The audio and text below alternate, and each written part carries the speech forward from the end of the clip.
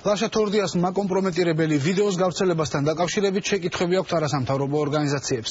სამოქალაქო სექტორი ამ ფაქტის მიღმა ხედავს ყოფილი მთავარი პროკურორის ინტერესებს და მიზანს ყურადღება გადავიდეს 13 მაისის ჩხუბის ფაქტიდან, რასაც შესაძლოა ოთარ ფარცხალაძის კორუფციული გარიგებების გამოაშკარება მოყოლოდა. დღეს ადამიანის უფლებათა ცენტრმა ლაშა თორდიას იურიდიული დაცვა იკისრა. ორგანიზაციაში მიაჩნიათ, რომ მთავარ აუდიტორს აშანტაჟებენ.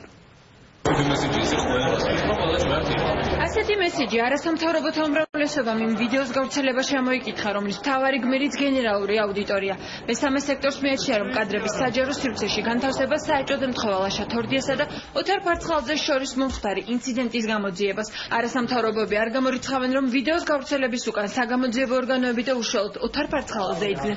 მიზანი კი ბოლო პერიოდის ორი სკანდალური ამბის გადაფარვა იყოს. არის მცდელობა, რომ მოხდეს თორდიას კომპრომეტირება და მეორეს მხრივ გადაიფაროს ის სერიოზული სკანდალი, რაც არის დაკავშირებული ბატონ ოთარ ფარცხალაძესთან, კერძოდ ის ინციდენტი, რაც მოხდა მასსა და ლაშა თორდიას შორის და ასევე ის ფინანსური ხასიათის პრობლემები, რაც იქნა დაფიქსირებული ამ შემთხვევაში თბილისის მერიაში სახელმწიფო აუდიტის სამსახურის მხრიდან. ფარცხალაძის განცხადება იყო საეჭვო, რომელიც მთავარი აუდიტორის პიროვნულ თვისებებზე საუბრობდა, ბუნებრივია ეს ყოველგვარი მინიშნება და გარკვეული ზეწოლის მცდელობაც მასზე, ბუნებრივია ის ჩართულია და როგორც ჩანს მან ძალიან კარგად იცის ყველაფერი, რაც ასევე ცალკე პრობლემა ამ ქვეყანაში, თუმცა არაფორმალური მმართველობა და გავლენები ამ ქვეყანაში სხვა მიმართულებითაც არსებობს. არასამთავრობოებისთვის კიდევ ერთი გარემოება ასაეჭო, მათი თქმით გაუგებარია, რატომ დუმდა გამოძიება 5 თვე, თუ ჯერ კიდევ გასული წლის დეკემბერში იყო მათთვის ცნობილი გენერალური აუდიტორის მხრიდან რაიმე კანონდარღვევა. გამომდინარე იქიდან, რომ არანაირი რეაგირება არ მოხოლია გულისხმობს სისხლის სამართლებრივ დევნას და გამომდინარე იქიდან, რომ ეს საეჭვოდ დაემთხვა იმ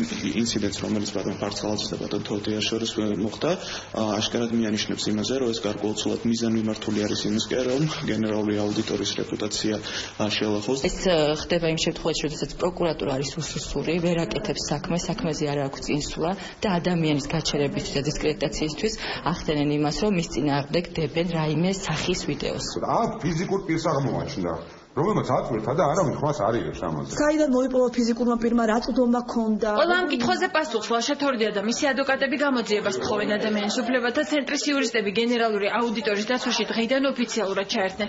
ისინი ვიდეოს გავრცელებას თორდიას შანტაჟად აფასებენ. თავად გენერალური აუდიტორი კი არ გამორიცხავს, რომ Facebook მომხმარებელ გიორგი კალაძის ატვირთული კადრების გამო ის სისხლის სამართლის პასუხისგებაში მისცენ. თორდია ასევე დარწმუნებულია, რომ მასალა კალაძემ საგამოძიებო უწყებების ზეწოლის შედეგად გაასაჯაროვა.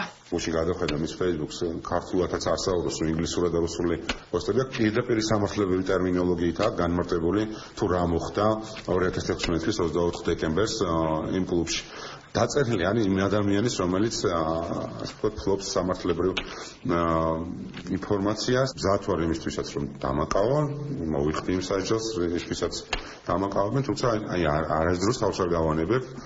ოთარ ფარცხალაძის თავდასხმის ფაქტს. როგორ მოიპოვა ასე უმტკივნეულოდ, მაინდა-მაინც ასე ვთქვათ, ამ ინციდენტის შემდეგ, თქვი იცნორა ლაშა თორდია მოიპოვა ეს ვიდეო, დაცული იყო თუ არა პერსონალური მონაცემები და საერთოდ ამ ვიდეოს გავრცელება და ატვირთვაც, რა თქმა უნდა, დროში ძალიან საეჭვოდ ემთხვევა მთელ ამ საქმეს. ლაშა თორდია და მისი ადვოკატები თვლიან, რომ გიორგი კალაძეს გასული წლის 24 დეკემბრის კადრები არ უნდა ქონოდა, რადგან ის პემ კლუბის თანამშრომელი არაა. ამ გარემოების გათვალისწინებით ვარაუდობენ, რომ გამოძიების მიერ დაცული მასალა მას სამართალდამცავებმა მისცეს. ამ ვერსიას არ ეთანხმება კალაძის ადვოკატი. სოფლის ცანავას მტკიცებით, მისი კლიენტი ვიდეო კადრებს 5 თვე პირად ტელეფონში ინახავდა.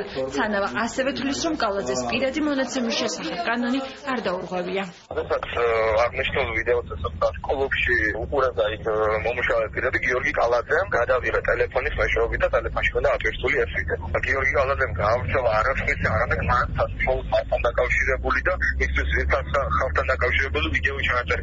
სადაც კიდევ ერთხელ ხალხს გაუსვათ, რომ უშუალოდ თვითონ არის ერთ-ერთი მონაწილე. თორდიას ადვოკატებს გამოძიების მიმართ სხვა პრეტენზიებიც აქვს. ისინი თვლიან, რომ საქმის წარმოება არასწორი მუხლით მიმდინარეობს.